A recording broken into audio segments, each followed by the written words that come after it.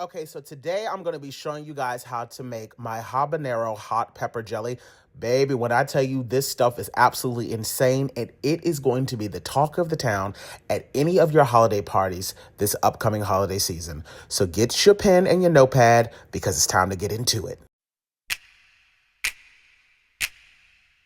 Whipping up all of your favorite recipes. Simply Food. You should know by now that you're in for a treat. Simply Food. There's no other channel where you'd rather be. Simply Food. Seafood, pasta, cakes, and pies. Sing and laugh and even cry. Like and share and hit subscribe. Simply Food by TY. All right, y'all, so let's get into the ingredients. Now, in order to make hot pepper jelly, you just need a variety of peppers. Now, whatever type of peppers you choose to use is completely up to you, especially if you are trying to moderate how spicy it's going to be. For instance, today, I'm going to be using 4 habaneros in mine, a variety of sweet bell peppers, and then 1 orange, yellow, and red bell pepper as well. Now, if you want to mild out the flavor, you can swap out the habaneros for jalapenos, or you can omit the spicy element completely and then just make it with just the sweet peppers. That's also fine. But I find that because of the amount of sugar that we're using and the vinegar, it is good to have some element of spice in it. But you don't have to go as spicy as a habanero. I have 5 cups of sugar here. Yes, I know that that sounds like a lot, but I don't know about you. I don't intend to sit down and eat all of this by myself. I have 1.7 ounce box of the original, the orange pack of the Sure Gel, and then I'm going to be using apple cider vinegar. You can use white, but I just find that the apple cider just tastes 10,000 times better. First things first, let's go over to the sink and I'm going to get all of these washed up. Now that I've gone ahead and washed my veggies down, I'm just going to give these a rough chop because I'm actually going to be cutting these up in the food processor. You can also absolutely do this by hand. I don't want to completely pulverize this because I would like to see specks of the pepper throughout the jelly. So that's the reason why I'm kind of giving it a little rough chop now so that it doesn't have to spend as much time inside of the processor. I'm going to remove the stems from this, but I'm going to leave the little bit of seeds in. That doesn't bother me whatsoever. I unfortunately will not be using my red bell pepper because it was completely moldy, so I do not want to be putting that in my food. So if you have all 3 peppers, use all 3. If you only have 2, that's also fine. It's not going to ruin the dish. So I just wanted to show you the difference between these 2 peppers here. This one here, as you can see, barely has any seeds in it at all, versus this one here has a lot. When you see them have this many seeds, I just kind of go in and then I remove that. But don't feel like you have to like break your neck trying to remove all of the seeds. It's not necessary. If there's a little bit, that's totally fine. For my 4 habaneros, all I'm going to do is remove the stems. I'm completely leaving all of the seeds in because I want the spice. If you do not necessarily want the spice of the habaneros but want the flavor, then you can go ahead and remove the seeds. I'm going to be leaving the seeds in. Notice that I am wearing gloves when working with peppers. Trust me, you never want to mess around and be playing around with hot peppers and then touch a very sensitive part of your body. It's just not going to be a good time. Let's head over to the food processor. So let me just show y'all how I have my kitchen set up before we even get too far into this, because one thing that is extremely important to note when you get into the world of canning, especially when you're hot packing something, you need to make sure that you have everything set up and ready to go because you have a limited amount of time between taking your hot cans out of the water bath and then, filling it up with whatever the hot contents might be and then getting it back in. So you don't want to be fumbling around, messing around with stuff. So make sure that you have your station already set up where the jars are going to be resting overnight. Have all of your tools out ready to go. This is to debubble. This is so that we can get the lids out of the warm water that have been sanitized. This is to lift out the jars, of course, and that is to funnel everything in. I like to have a towel laid down so that the hot jars are not touching anything directly so that we don't have to worry about anything combusting. Over at the cooking station, I have my 1 box of Sure Gel. I have my apple cider vinegar already measured out, which is 1 cup. I have the 5 cups of sugar. In the back pan here, I have my lids and my rings. I wait to put water and turn those on until about 2 minutes right before I'm ready to use them.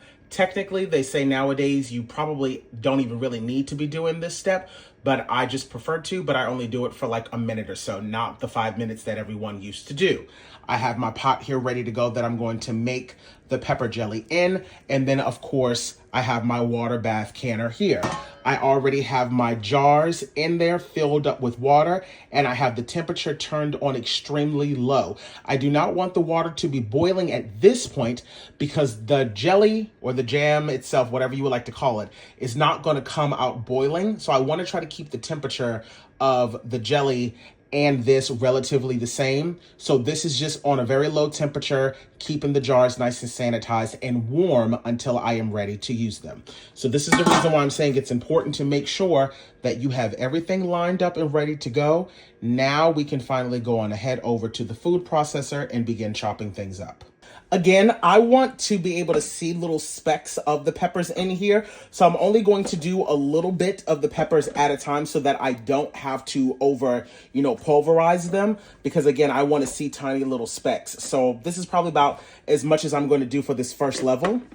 And this consistency that you see right here is exactly what I'm looking for.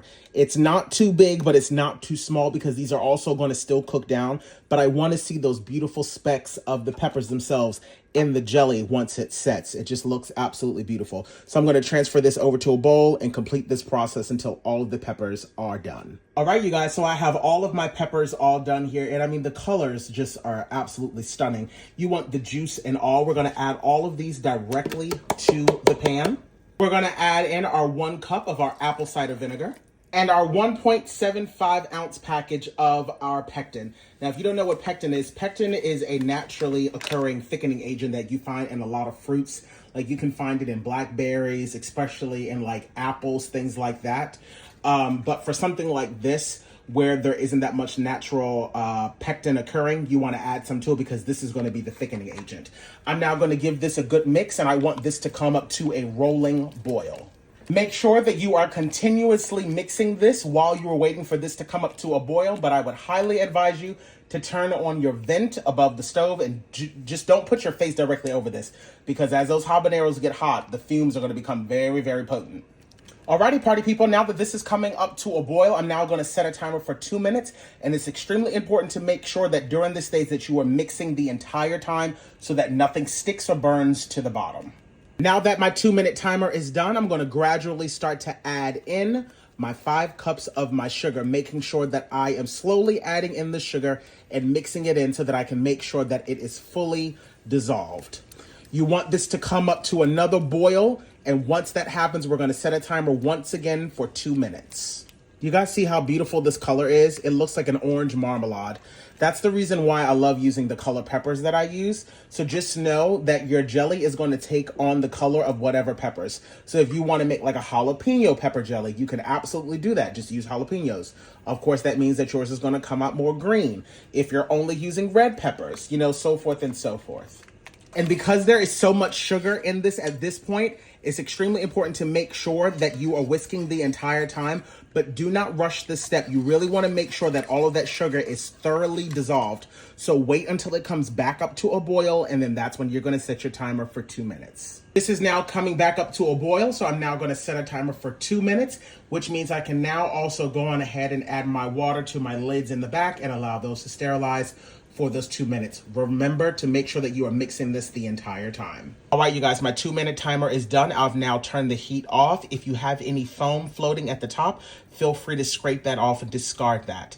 Now, let's get ready to jar this up. Now, again, because I want to make sure that I am keeping everything the same temperature, I like to do 2 at a time, so I'm going to move relatively quickly. I've taken my sterilized jars out.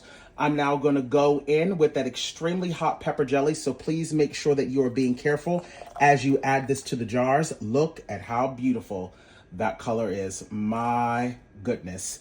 You're going to leave yourself about a 1/4 inch head space in these jars. And the reason, again, why I like to do 2 at a time is so that I can just, quickly get it back inside of the hot water so that everything can kind of stay the same temperature. And then I'm going to bring the actual pot itself up to a boil once all of the jars are inside of the canner. I'm going to make sure that I have the right amount of headspace. I am good to go on headspace. Now just go in and give this a quick little debubble just to make sure that you don't have any air pockets in there. Just to get all that out. Make sure that you're using something like wooden, like a chopstick or something plastic, something like that. Don't put metal in this because you don't want to run the risk of ever cracking your jars. You're then going to get yourself a little tiny bit of vinegar on the side. You're working with something really, really sticky here, so you want to make sure that you are taking the time to really clean off the edges of this, or the seal will not adhere. And be very, very careful because these jars are extremely hot. Once you wipe those off, you can then go on ahead and add your lids on. We're gonna put the rings on just fingertip tight, which means just enough by finger. And we're gonna quickly put these back inside of the hot water, and very carefully do so. Alrighty, everyone, I have all 6 of my jars down inside of the water canner. I'm now bringing the water up to a boil. Once it hits a boil, I will then set a timer, and I'm going to process these for 10 minutes. So I just wanted to show you guys, I had a little bit left over to make 2 little quarter pints. So I'm just going to put that in the refrigerator. But I wanted to show you how this is already setting, and it's only been about 15 minutes. Look at the consistency of this. My God, on today. Just imagine after this is fully cooled down and it's chilled, you literally serve this with Ritz crackers, a little bit of cream cheese. When I tell you, this is the perfect thing to bring to any type of party where they're having like charcuterie boards, or if you're asked to bring a dish, bring you a couple of jars of this with some cream cheese and assortment of crackers, and this stuff is literally addicting. Alrighty, you guys, so my pot came up to a raging boil, so I've placed the lid on and set a timer for 10 minutes. It's important to make sure that you're always checking online to see what your recommended processing times should be based on your altitude. I'm less than 1,000 feet, so for me, it's only 10 minutes. I also made sure that I put a splash of white vinegar inside of the pot while the water was boiling, because that'll make sure that the outside of the jars don't get cloudy from the minerals building up inside of the water. All right, you guys, my 10-minute timer has now gone off. I'm now going to turn the heat off and set an additional timer for 5 minutes just to allow this to kind of cool down a bit before we transfer it over to its final resting place. As always, make sure that you are being extremely careful when placing your jars down, and hopefully you'll start to hear that very rewarding pinging sound as you place them down, which is the first sign of a proper seal.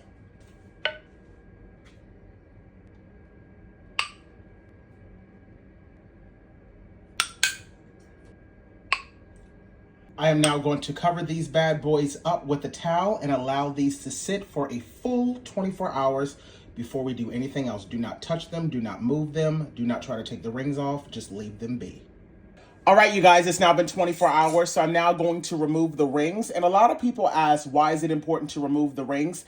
The only way that you can check to make sure that you have a proper seal is by lifting up the jar itself by the lid itself, just like that. Nothing should move. You see how nice and stiff that is?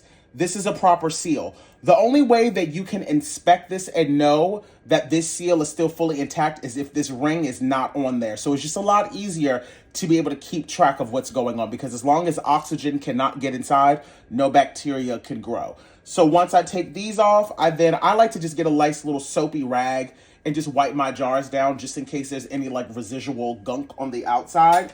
Honey, I put on my label, and then I call it a day. I always like to just put it on top of the lids because I don't reuse these. And now I have myself some SimplyFoodByTy premium hot pepper jelly. Just like that. Look at that. Y'all see this? Baby, okay? Stiff. I'm gonna show you guys the final texture in one of the smaller jars now. Give me one moment. Okay, you guys, so after allowing this to sit for a full 24 hours, look at that texture. Look at that. That right there, my loves, is pepper jelly. Again, you can top this on top of cream cheese with some crackers. Put it inside of brie before you bake it. Oh my God, I'm telling you, this stuff is like gold. This will last you unopened on the shelf 12 to 18 months, but realistically, as long as that seal is good, it can last you years. Once you do open it, place it inside the refrigerator and it will last you upwards of a month. I hope you guys tried this recipe. Talk to y'all babies later. Bye, honey.